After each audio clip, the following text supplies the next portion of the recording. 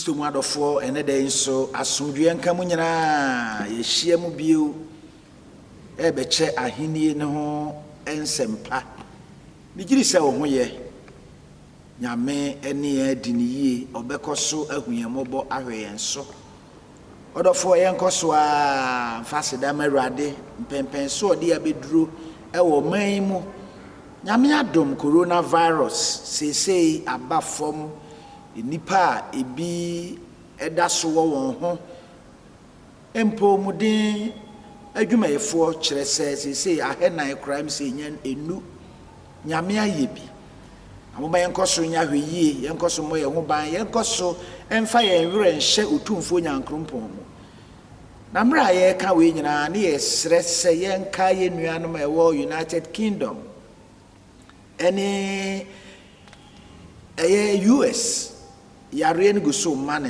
ho so yɛsrɛ sɛ Awurade mpagya ne nsa ɔma ne nsa so atumi nyinaa brase nyame nkutoo ne betimi ayɛ nipa nimdeɛ ɛntimi nyɛ ɔdɔfoɔ ɛnɛ da yi yɛhyia mu ɛbɛkyɛ nyame asɛm kenka asɛm mmiɛnsa a wɔde ama yɛn no bɛsrɛ na wakan ne yɛdi kan ne yɛto so mmienu no mmiɛnsa ne nkutoo na mekan yɛdi kan no wɔ Mose ho ɛto so mmienu anaasɛ Exodus ti aduonu baako nkyekyɛmu du baako yɛdi kan no na yɛto so mmienu no ɛwɔ Paulo ho yɛdi kan ɔkyerɛ kɔma Tesalonikafoɔ ti yɛdi kan nkyekyɛmu baako ekosi du ne yɛto so mmiɛnsa no ɛwɔ asɛmpa no sɛdeɛ mati otwerɛ ma yɛti aduonu mmienu nkyekyɛmu dunum ekosi aduonu mmienu. The Gospel according to St. Matthew chapter 22 verse 15 to 22. Eno na mekan moma yintie Awurade asɛm. Eno na Farisifoɔ no kokotu agina sɛdeɛ obesum ne fidie ɛwɔ ne kasa mu. Na osoma wɔn asuafoɔ ka Herodifoɔ no ho ɛbaa ne nkyɛn sɛ kyerɛkyerɛfoɔ yɛnim sɛ woyɛ ɔnokwafoɔ na wo kyerɛ nyankrompɔn kwan no kure mu nanso obiara sɛm ɛmfa wo ho na wonhwɛ nipa nim enti kyerɛ yɛn deɛ wodwene ɛwɔ ho kwan sɛ woyi toɔ ma kaasare anaasɛ wonyie na Yesu hunu wɔn amumuyɛ no ɔka sɛ munya atwomfoɔ adɛn na mo sɔ me ahwɛ momfa tuo sika ni bi ɛmɛkyerɛ me na ɔde dinari ɛbrɛ no na obisa wɔn sɛ hwan foni ni ɛne atwerɛdeɛ ni wɔse kaasare deɛ ɛna ɔse wɔn sɛ ɛne momfa kaasare deɛ ɛma kaasare ne onyankopɔn deɛ ɛma nyankopɔn na ɔteɛ no ɛyɛ wɔn nwanwa na wogyaa no hɔ ɛkɔɔyɛ Awurade asɛm ni yɛbɔ mpaeɛ nyame tomfoɔ yɛhyira wo din kamfo hyɛ w'anuonyam wo na wokasa a yɛnya biribi etie ɛnɛ da nso yɛhyia mu wɔ w'anim Awurade kasa na wasɛm ɛntɔ akoma so amen. Kristo mu adɔfoɔ yɛwɔ wiase bi mu a yɛbɛka sɛ we live interdependently yɛden dan yɛn ho obi biara ni hɔ a ne ho so na kwankorɔ saa na man ahodoɔ nso ɛte saa ɔman bi dan ɔman bi wɔn po ɛwɔ wɔn biribi die wɔ sika kɛseɛ wɔ nimdeɛ ɛne mfiridwuma bebree gye sɛ onya nneɛma bi the raw product efi ɔman bi so yɛ kookoo ɛna ɔman bi a wɔkɔ n'anim ebehia enti yɛden dan yɛn ho Ame ade hyɛ nti saa setra bɛkɔ so yie a ɛsɛ sɛ yɛhunu ne saa te aseɛ saa na ɛno akyi yɛhunu sɛ onipa biara wɔ faahodie ɔwɔ akwanya bi ɛwɔ biribi ho he has some freedom, he has some rights ɛsɛ sɛ obi biara timi ɛyɛ ne faahodie ɔwɔ ho adwuma na sɛ ne nyinaa kɔ saa ne yɛhia bie mu a ɛsɛ sɛ yɛhyɛ ne nso sɛ yɛn faahodi a yɛwɔ n'akyi akwanya a yɛwɔ n'akyi no yɛwɔ asudie yɛwɔ asɛdeɛ we have some responsibilities It is a meme ye me family, I won't so ye family, and no ne mass sitra we pay a sitra ye nika or mighty me cosso, edisho trade and ponya and crumpo and dunyam. Yamiadi share. And a casafa botai or say our social responsibility. As it remo eti yasudie our social responsibility. Or the fourth, say the medical cano. We have the right to life, the right or the freedom to express ourselves.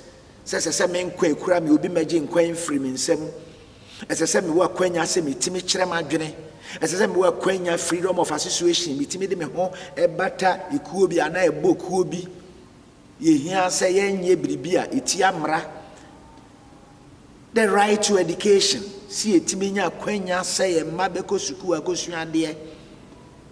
The right to move about, freedom of movement. Ye timi koba na we nyina mu asudie nso esese ye ma nipa se tra koso no. Si jano ye tuno ajeje mu a ye jeje mu ya anye ne esese ye ya emma sa ne ma ye hwese ye benya no enwie peye. So every right, every freedom has its corresponding responsibility. As I see you ne yeti ase sa odofo say ye kan semwe di kan Exodus no a odofo ye social responsibility asudie baako a edadi wo mu esese ye hye ne nso eye sane ye ne enkoa etna.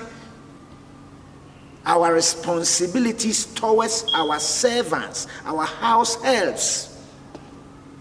Israel memuna se akoa obi takoa or some enfiensia na fear to son no jubilee. E fa hudi afe e se ujai akoa no ma oko fa ne hudie fa hudie o fa ne hudi enti free share to son no eye asudie ma obi oyo wura se obema na koa ana na funa ade ne ho sa koa no oba kontenkro onko kontenkro oba na ne yere ka ne ho a okọ a onfa ne yere nko ene nhihye bebre ya na ekeka ho sakoa no yese onko a amamre ne amane bi wo ho a no oye na watimi abeye ni wuradea na nipa nyina hu entina asudie wo ho emma efie wura e wo wonko a odofo yemfa mra yebre so sese ye ntonko asa nanso ye wonipa etiti efie mu a wo boa yen enipa ye no ye adwuma ya fa won ye store a wo hweboa yen ne niam bi eti saa odofo ye wasudie a esese ye tu saafo ne ho anamo yie ema etimi sorade ani enkanka se ye kristofo adofo odomo erade Yesu Kristo mu entimra na erade twi Israel fo adwen asisu se brebi na wo ye nkoa e wo Misri masase so enti esese wo ne nkoa ne mfna adi ne yie no yanso ebrebi ani enhu erade ne yanso e bone nkoa ne e obonsam nkoa enti se Yesu ye nam ne so anya fa ahudie de a na se fa ahudie ne yetimi tirem mo bibiara nso a esese ye ne bono ono nso nya ne fa ahudie enti ne na me kan se ye ba ya setrem a tobiri bi na wura fie bi mu a obi a nkyerɛ wo uhu akɔlei na tade e hye ne yu a atade e hu se telafo ampam yu ne bi opani no awura no wo fie ho na sha e bia ye dada no be yi amafna ya hye uhu ne ho preko pe ofie wo se ono dem soronko oyafna wo hwankola ne man na mfie ho a ensonso ne kese da wontem odofo ye wasudie si ye obidie yi a nyame nso bema ye de ayeye etomri bi ukofie bi mu asan fna ne nkoa no won de woni ne e frɛ no sɛ nigye they don't have any leisure and they don't have any time to rest woni mra woje wa home enti akɔle be sɔre be anopa no nan aye dwuma kosi anadwo be ye sɛ no dudu baako obi ba ono nso ye chim no ye nyinsa no bosome nkro chim no Odofo eye me ne wasudie sesese yetimi eye saafo ne yie. Empempi saafo ne wo samfna no ne mma ankasa amfa won sanka won fa won nanka enti onim hweye abofra no ya hye ne tacho emmoa abofra no ya ye mma no emmoa won enti odofo eye ya sudie se Kristofo se so biti ye nkyɛn a yɛmfa hye ntumu emmo bimpie fie ho no hunu se we ye maame ma we eye ne mfna abofra yi benu aduane a se fufuo a obeku akokɔ ya akokɔ nkwa wo fufuo na ye de ama maame ni kunu ne ma no adi ɔno wie bi abanchimpo e bi e bekase no enu bi no bedi anase koye gari na di. It is our social responsibility to treat all manner of people equally, especially those who are our house helps. We should give same treatment as we give to our children to them, because they also have the image of God in them. Also, nyame suno nyame abon ni suban ene ne sesu. Adofo odomo ewo yen Awurade Yesu Kristo mo. Ti asempa no ekenkan na odofo kyerɛ yasudi ewo etuo ho etuo tua ho na ansa na no kra sa wo hwɛ twere konkrum a Matthew asempati dunson chichema aduonu nan kosi aduonu nson Matthew 17:24-27 na Yesu ni na suafo wadi ka tua to ebre bi obi bebisa won fa ato tua ho wo bisa won se na wo ko bisa na suafo no na wo wura yi one mo tua to ana wo bebisa Yesu no so se na ebe ya eye nyesi ntidua ma onti koto adawa adwen apata obedika yi no ba na num wo ba na num asika hyemfa kotua ma menemo enti na wadi ka tua to Yesu Kristo wa kyerɛkyerɛ afa eye ayifuruhia obi oto ponoma ne ba ayifuruhia bi ase na ɔka nsɛm ne kosi ye no na nipa no ɛka sɛ asɛm de yam waka tia yɛn ti wo hyase ɔse ɛno na Farisifo no kokotu agyina biribi adi ka si ti Farisifo no ankasa no wonne saa ekuo yi Herodifo no wonye dipa a wɔka because they are political enemies or opponents. Farisifo no ye Yuda mu achocho wuro a won de kyerɛ mmara na se ɛbɔ niema bebre hu ban. Herodifo no enso ye Herodi asefo na chidifo ɔhene Herodi into the dynasty of Herod. Na Herod no ono som Roman aban na Roman aban hyeso ne to a wotua ema wonti ama Yudafo mpanyifo Farisifo wonne Herodifo no ase enka wonpa wasem nanso e ba adwemmɔne a wɔdwea fa Awurade Yesu Kristo ho de enipa ne mie no wɔde wɔn toma bɔ ano wakɔ na ekra na adwemmɔne nti pɛse wɔkɔso Yesu hwɛ na wodi sum na fidie nya no enti okoye osoma won ko ne nkyɛn sɛ wɔkɔsɔ na hwɛ wɔkɔsum na fidie ɛwɔ kasa mu di asɛm wɔde kɔye ne nso wɔfa nyansa kwan bi asɛm no ubua na anya kyɛsɛ wadi ho bekam ubua da bi nso a ho bekam nanso Yesu Kristo wi nyame prekope ɔdɔfo ɔdɔmo Awurade Yesu Kristo mo enti saa nipakuo yi mienu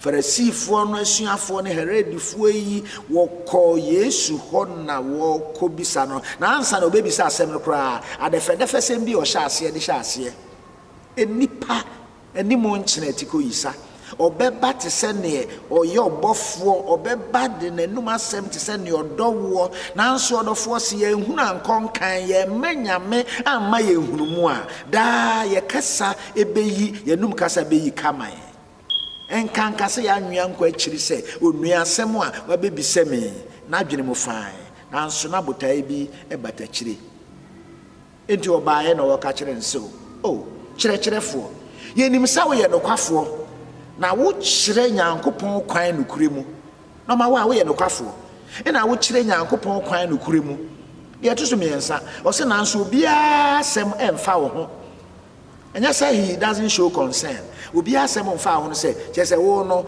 wo ni baabi ɛsɛ sɛ da no wo de to hɔ wo de to esan say we nokwafo di asem ne to ba bi ese da na na eto so nan o se wo hwe nipa nim you show no partiality ti asam a ye ba ye nim se wo bebu an frenchim se de ye hwe muaye nanso na onim wo botae be de ya ba asem o se e wo ho kwan si etu atoma ka asare ana se ye ntu aka asare e ye Roman aban a Yudafo no esom won enti se wo hwe a Herodifo a wo ka edipaku ehu baaye no won no wo ka asare afa isan se ohene Herod asefo enti won no som Roma aban amenka saa enti won no hwehwe se ye betu ato ama Roma aban ka asare na Farisifo no nso Jewfo no etuotua wo tua ama saa eye Roma aban enya de ana obojo sokra won pese obeye saa enti se nipaku e obi adwen fato tua e maka asare enko enti se ka Yesu kobu ase ane no ne kire se ene wo Herodifo afa ne kire se de wasori atia Jewfo ne kire Farisifo ne wasem okase ane o wasem okase de bi nso a ne kire se o sori atia Roma aban eno nso yetimi bua okum fokora enti saa ensem yenuen yise nyame enkuto ne betimi abua oye nyame prekope yise nyame ne bema ya dwen ama niema bi eti saa no yetimi ehunu ba bia ye fa yetimi aye ne efata ya kanea ehiase ye ka ne bremu nyame mfa saa nimde eni nyansa no ennom ye ti Yesu hunu ho adwene no na o ka se munya achomfo you hypocrites why do you test me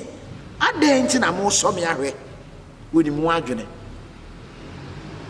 tinto aso na o ka kire on se mo fa to sika ni bi mre me show me the money that we use to pay the tax show me to ko fa dinari ba ko baaye dinari ba ko odwuma ni akatua dakro etuo sika no nko fa mra ko fa baaye na obi se on se na hwan emfonini. There is always the image of the emperor on the money, on the coin. Why fonini? No se ka sare fonini. No se na why actually there was also an inscription under the image. Why actually ni? No se ka sare. Na actually dia no actually wase no na e kire se ka sare oyenyame. He is divine. A wait ye Yudafo ne wogi difa nyame ho enti abususem wo so na hwesa kwan so hwan atwere de hwan fonini e na wo se ka asare e na wo ka se ne momfa ka asare de ma ka asare na momfo nyankopon de enso ma nyankopon sa asemi enipa bebre adane ani abutu enti se wo ti se obi ka se fa ka asare de ma ka asare na fa nyankopon de ema nyankopon no pese o kire se bosom kakra nyame kakra there be that is not the interpretation. We have misinterpreted that statement by the Lord Jesus.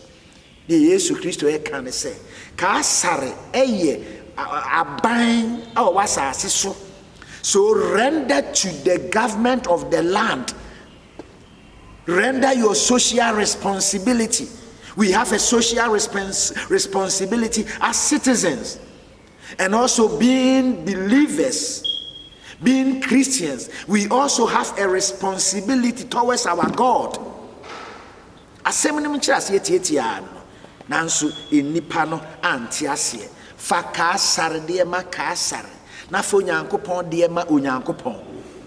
Adofo odomo yen Awurade Yesu Kristo mu o se enkrofo ne te asem no afe de o se eye wonwanwa.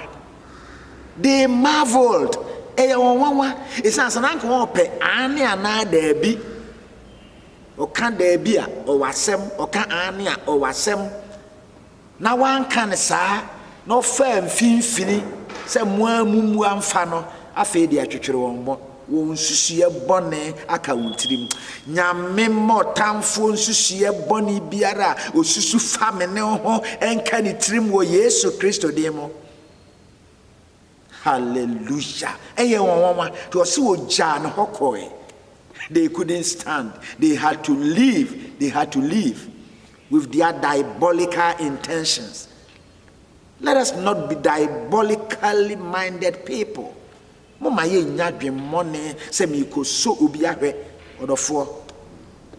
Enti ye wasede me ne wasede se ye Nyankopon ye mfa Nyankopon de ma Nyankopon ye mfa ka asare de ye Ghanafo oman biara wo so wo asudie wo asede so man bapa oman bapa bia wo na sudie hade ye tuotua na che se ye wasudie si etua to. We have that responsibility to pay our taxes. Ukokwan so a duty ese se utua tua man twemfam we Christian a man twemfam duty ese se utua to ese utua na obi one manisika na we hwan so no de aguni bottom na at the expense of the government, at the expense of the state. Eno na ekoso ti tomre bia ye hu mpuntuo se de ese se ye nya esan se eto ese se ye nya ukwa man bebre so a eto eno an ode ye o man mum ye nwane to. Do not escape from paying our tithe, our taxes, as part of our social responsibility. And then Nyankopon fam nso odofo yenso ye wo mra si esum nyame tua wo tithe bo nyame mpaye ene ne ekeka ho bebre. Enti we Christians, we have dual citizenship. Let me say it so. Ye citizen amama e was through heaven. We can 1 Peter 1:1. Any 2:11 we are citizens of heaven. E had ye hofo ne amanfrafo e wo fam ha ye twam.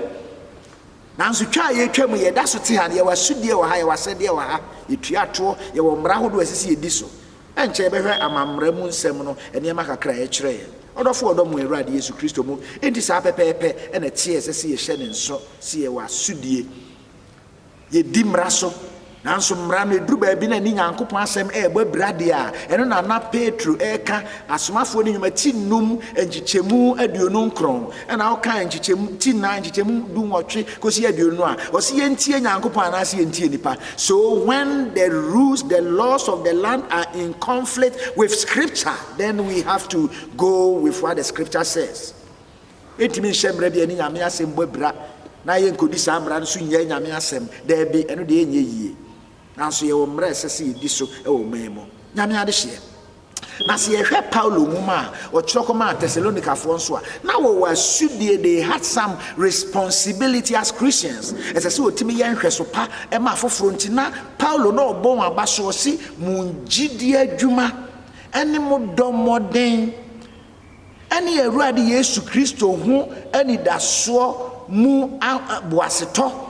Na oto aso aduru nchichemu nso a ose na amamwa ye nhweso ama wonwo a wogidie wo Macedonia ne Akai nyina. Hallelujah. They had become examples. So as Christians, we must be examples unto the people that we live with. Ese nhweso many peti wo mu no.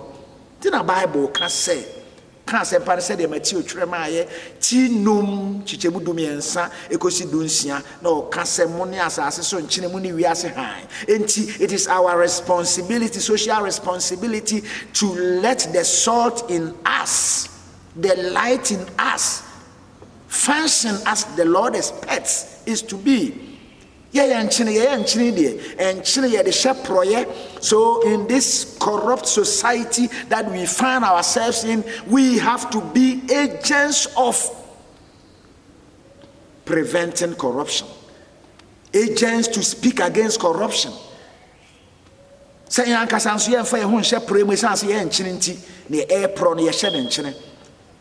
adds flavor, and there will be ye aduane na nkyire nimu ye nkwan stew na nkyire nimu odidie ya enti esese ya brabo no ye nkyene a e ma dew bia ba society. It is our responsibility, our social responsibility, to act as such. Nkyene bo hwei odofo eyedro, it is medicinal. Ye de ye nro eyedro enti esese yare society is sick, and you and I, being Christians, we must honor our social responsibility of acting as a sort of medicine for society that is sick. And chinoko baby you tu nchene a kronye se yemfa nguka mu efi bata ho kronye. Our life should be pure. That purity has to be exhibited. As I say that and chino hoyi wo de say wo no aduane na aduane no chance tenten fagu esoro be penetrate akomu nyina. We have to penetrate the society for good. As I see a timi ede yen suni eban ewura society mo na etimi influence the lives of people for better. Yen chine.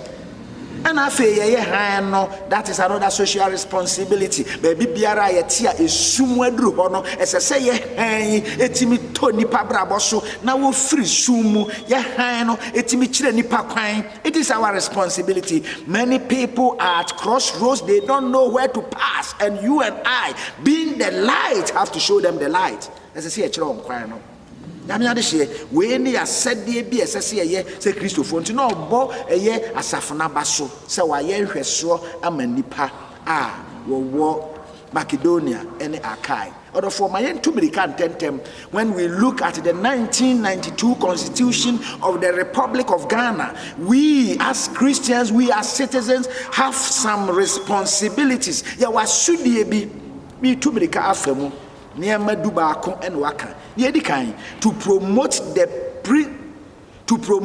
the prestige and good name of Ghana and respect the symbols of the nation.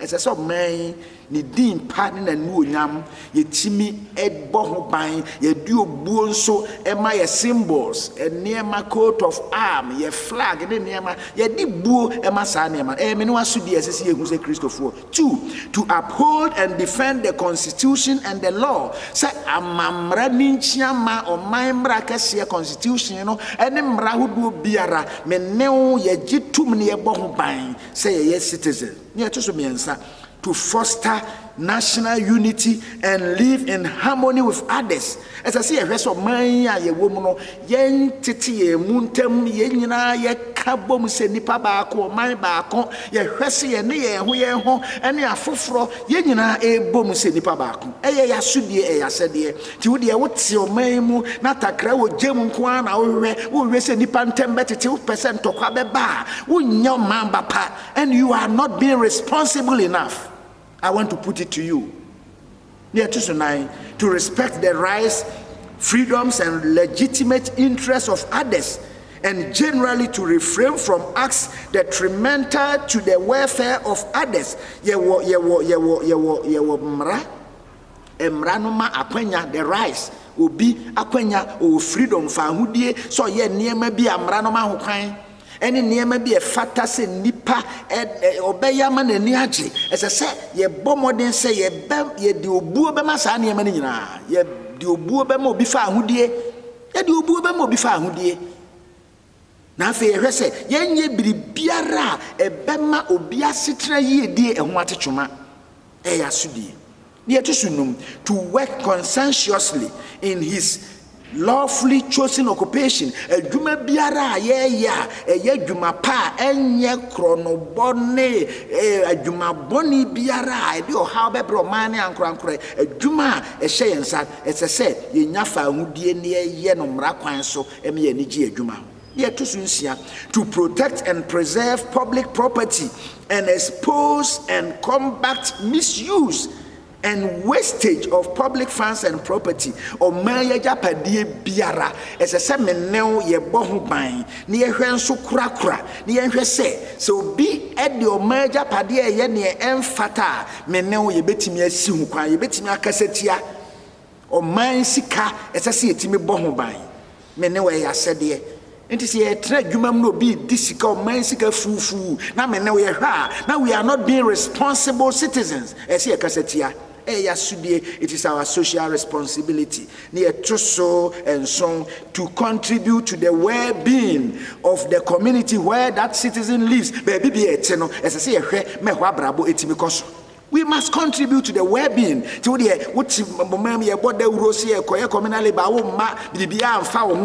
You are being irresponsible. Now I'm expecting Christians to show the way, the example. Pra bontin titi gotemu ye nyina ya sudie To defend Ghana and render national service when necessary. As I say, a boy man who bind. As I say, ye for quite be so small man so. As I say, some national service. To cooperate with lawful agencies in the maintenance of law and order. One ye dim rakwan su tumi asha wonsa sa wonhwe emma pere ye nim rasu die nkoso ti say police ni ade no esese yetimi no dinkita ho ehwe boa wo mo timi ye won adwuma yie. Unfortunately tom de bia na sa bodies na ehwe amasomdwe aba no won sunu oban bi ebi e wo mu sunu oban bi na ehwe amane makora aye wonran na me hu omobo Christopher wo mu enkyere se wo ye nkyene enkyere se wo ye kanea e wo ho. The last but one, to declare his income honestly and the appropriate and lawful agencies. To declare his income honestly to the appropriate and lawful agencies to satisfy all tax obligations. As I say, a juma ye no ye timi emma aban anase won wa ye de ahye won se hunu ye katua se na ye be ye soto ye betimi atua ye nya juma mfa sika ni bi nsie na ye beje to a na che se ye sisi aban da bi enkyere omanyoni ba papa. It doesn't show good citizenship. We have to declare our income. Our income is here na do so.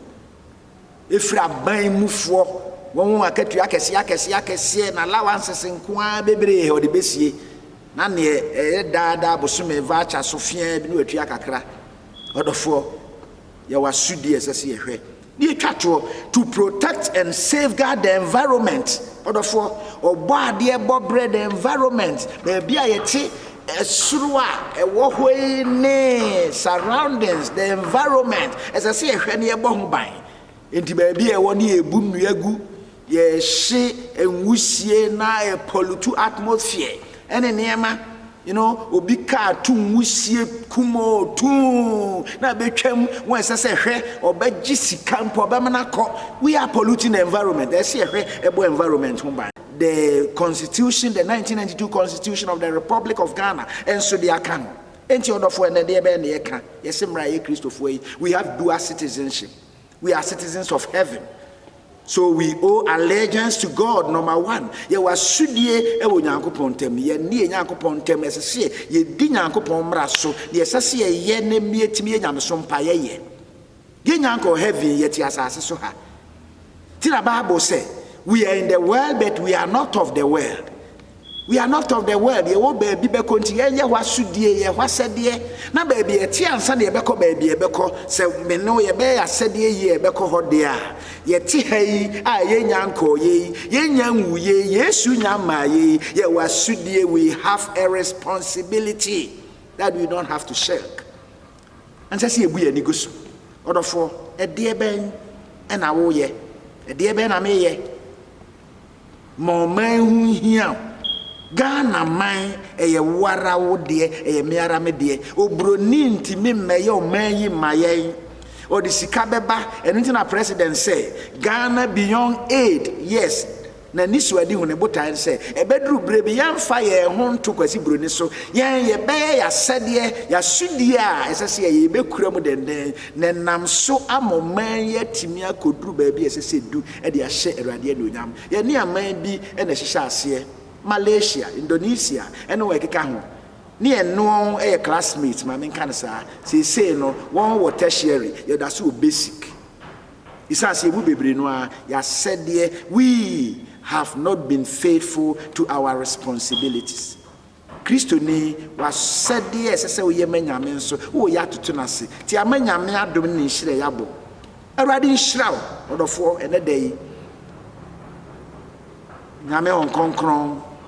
Boye wona wo boye ya ye betimi adi sa ansem we din so erade boye ye timi aye asede se Christofo mapa mro man bon toase e beto abayi emra hye bedwamfo ene o mampani erade boye ma ye hu asede se ye kasempa ye ka ye ne ye suni ye ban erade e beboa masomdua ba ebeboa ama biakoye unity cordiality erade etimi abomai mu yato abaye wie nkunimde ne adonyam so Nipa ahodoɔ ɛbɛpɛ sɛ ɛbɛfa kwammɔne so sɛ wɔbɛnya tumi de Awurade hwan wɔn ase akonnwa ma nsusue nyinaa nyɛ kwa.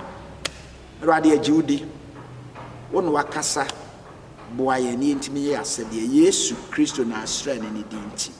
Afei ɔdɔfoɔ mma yɛn nhyira de wo hyɛ Onyankopɔn dɔm ne dɔ ne tumi ne mmɔborɔ wo n'ase.